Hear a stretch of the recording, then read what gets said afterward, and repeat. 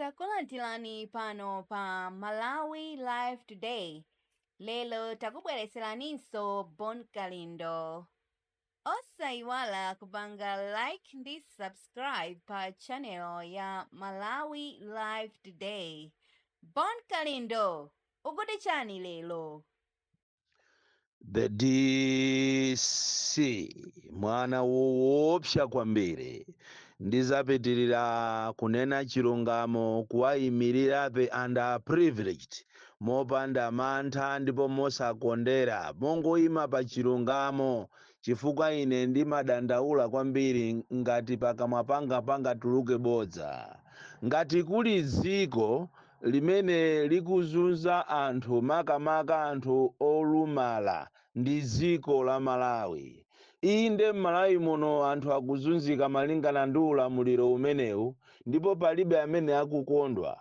Komabe munthu umakhonza kupita ku chipatala ukudwala ndikumuona nzako mmene akudwalira ndikuwauza adokotala kunena kuti amene zilili muayambeni awa. Malawi muno anthu akuzunzika koopsa.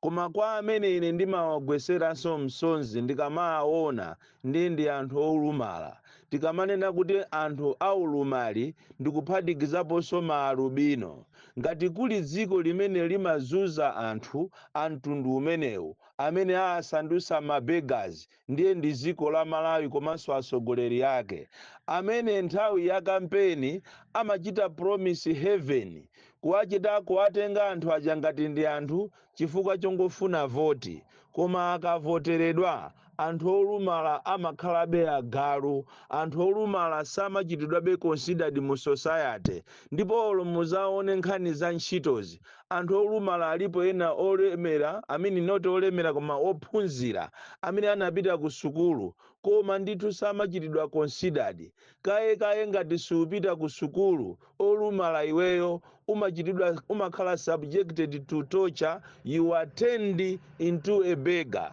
Kuli anthu a blind amene ndi osaona amene ndi ophunzira amene ali ndi kuthekera anthu ena oyenda pa wheelchair ena amangokwawa koma eti tili ndi dziko limene during campaign lidachita promise heaven ngakhale olwawa maalubinowa President Chakwera akupanga kampeni ankachita kunena kuti ineyo mwezi wanga woyamba ndizakangokhala pa mpando ndiye kuti anthu onse amene achi alubino amene amaphedwa awa amene amawaphayo ine ndizamupeza kapena ndizawapeza kudzera ku Malawi polisi komano pano zaka zake za Chakwera zokhalira pa mpando zamuthera tikayang'ana mu history mumuona kuti anthu onse achi alubino akukumanabe ndi mavuto omwe aja pakalero ndipo izi ndizomvetsa chisoni kwambiri kunena kuti dziko lathu limakwanisa munthu olumala uja ndikukamulembera kalata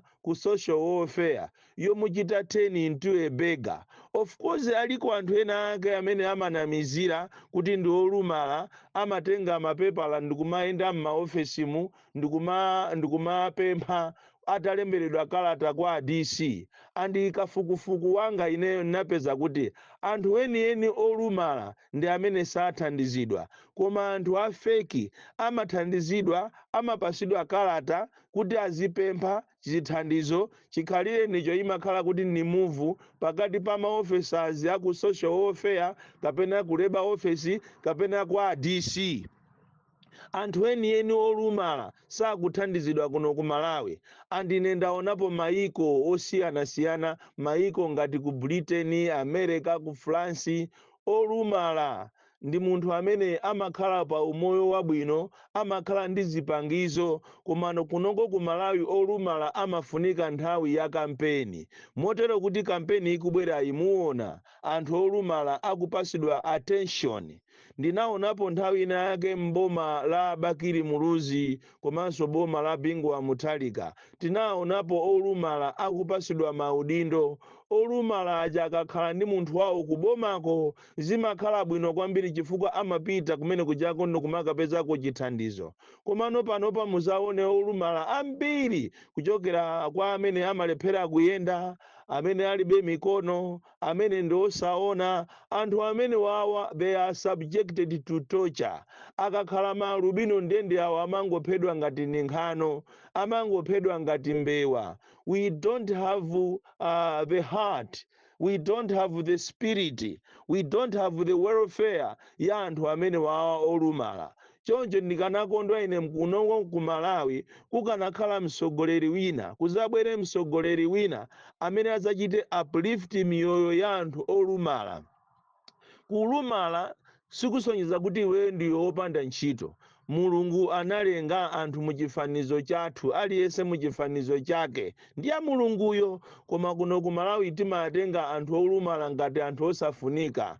Anthu olumala amafunika pokhapokhapo kukakhala kampeni kapena siku lawo lokumbukira anthu amene wawa, ndi pamene boma mmaona akakhuta mbwanda zawo amabwera ndi kumakhala ngati akuwasamalira anthu ajawo. Ndi ziko lomvetsa chisoni, ziko limene limangoziwa kuchita promise nthawi ya kampeni koma zinthu zosazichita. Kuli ma promises itu amene anachitika mbuyomu. Mwachisanzo taoneni aja anthu amanenedwa kuti azamangiridwa nyumba, maalubino alipo amene wamangiridwa nyumba?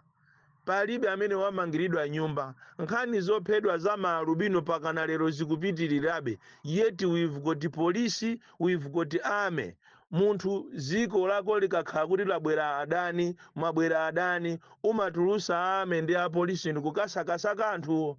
Oyeti kunoko anthu amabwera m'Malawi momuno, kapena m'Malawi momuno anthu ena aga kupita kumakapha maalubino. But up to today kulibeko any clue yosonyeza kuti kodi anthu amene amapha ni ndani, amaphedwa bwanji. Ndizomvetsa chisoni kuti today we've got a government that does not have the welfare of its own people, especially anthu olumala. Zimandikhuza ine ndikamayenda m'mabomamu, ndikamayenda m'mataunimu, kumpeza olumala wina akuchita kuyenda ndi manja. Yeti aboma amadusa pombo kulephera kumugulira njinga. Tithokoze inuyo opemphera, tithokoze inu anthu ena olemera, amwenye mmakhala ndi mtima othandiza. Ndipo anthu ambiri kuno ku Malawi akupulumukira kwa amwenye. Mazi omwewo amama mwa amwenye, makobiri amatenga mwa amwenye. Koma if we can do better as a country, anthu athu kuachosa mu street imangokhala nyimbo. Ana ambiri ajawa anayenera kupita kuma technical college, ku sukulu. Taonapo ife ngati a Prophet Bushiri akumuchosa mwana mu street opempha ndikukafika pakana ku university. Ngati akupanga zimene zichazo ani individual, kuli bwanji boma. Koma ife chimene timaziwa ndi rhetoric. So kairo ziko lathu tili ndi amene amatchedwa kuti atikhala ma-activist ena ake okuti anathaso ntchito kalekale suziwa onatha, ndiye amalimbana ndikumanena nkhani zazi. Iwe sukuziwa kunena kuti president ulo wakale akamalankhula ku ziko imakhala national address. Koma Malawi muno we joke too much. Pali omenyera maufulu wina wakalekale amenenso does not even matter in the society. Ati kumachita criticize, ati kulankhula kwa Peter Mutharika. Zimangosonyeza umbuli, komanso zimasonyeza kunena kuti iweyo ngakhale unapita ku sukulu koma umphawi wakupana. Ndiyo chifukwa choti umphawi wakupana ukufuna uzilankhula ma statement omakomedesera boma. Ziwa kunena kuti ngakhale ku America Donald Trump asali president amalankhula ndipo imakhala national address kulankhula kuziko. Koma kunoko ku Malawi timapanga ndale zosiyana kwambiri. Ku America ndale zawo, ku Britain ndi maiko ena ngati ku Italy kuli ndale zokongola kwambiri. Pamene munthu akupanga msonkhano wa opposition kumakhala kuti kumeneko kuli ame, kuli apolisi. Posachedwa pompa kampeni ili mkatikati ya ku America kunapezeka kuti kunabwera munthu amene amafuna kumpha Donald Trump.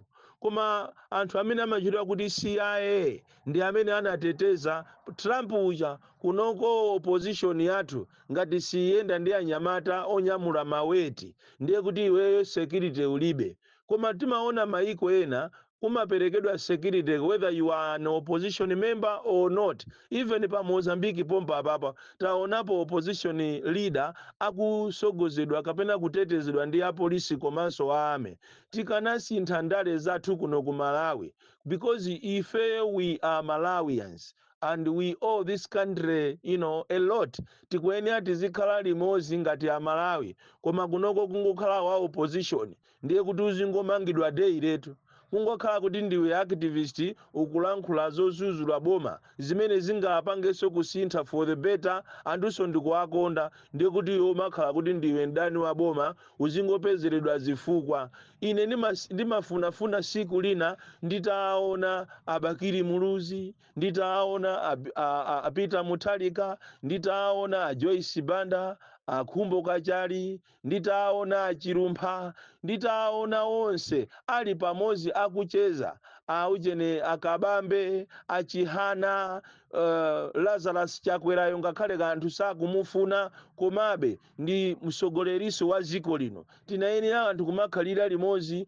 mmene akupangira ngati ku America kuja. Ndimaonera mwambo umene Donald Trump amalumbira unali mwambo wokongola kwambiri, anthu onse kukhalira limodzi, mapresidenti akale, mapresidenti nduna zosiyana-siyana kukhalira limodzi, komatu sikuno ku Malawi. Ku Malawi kuno kungopasana olomoni amene amanena kuti usakampase amene yomoni akuphani masenga.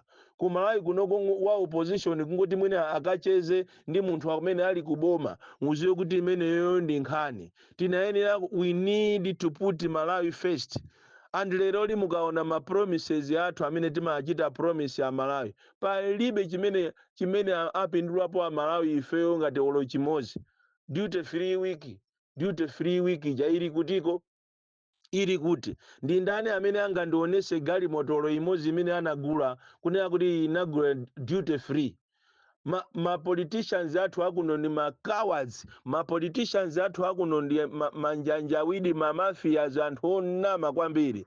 Olozo mwezi za fertilizers zimene tikone akunena kuti za ma mega farms kulibeko mega farm olo imodzi. Ndipo awo amasusuka okulu mitu apa MBC awo amanena kuti atali ndi programu yawo ati mvese akanakhala kuti kuli ma mega farm akanapita ndikumakajambula kuti azitamika, koma lero lifetereza uja akungopita kwa anthu kumagulisana, kumagulisira ma politicians, kumagulisira ma ministers. Kodi kuli tuphwando, kuli phwando tuphwando sakala amasewera.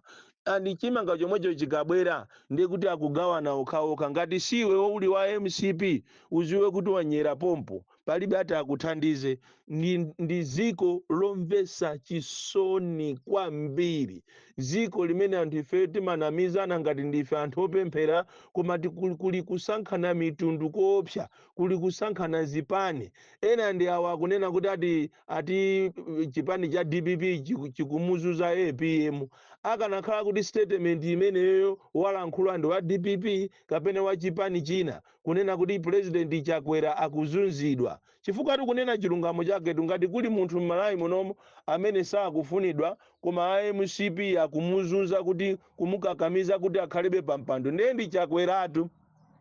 Ndipo mukanakhala kuti wina ndi amene wanena statement imene mukanapangisa press conference ndikumakanena kuti this is political violence, koma simunaione obwirabwira inuyo, simunaione kuti imene ndi political violence.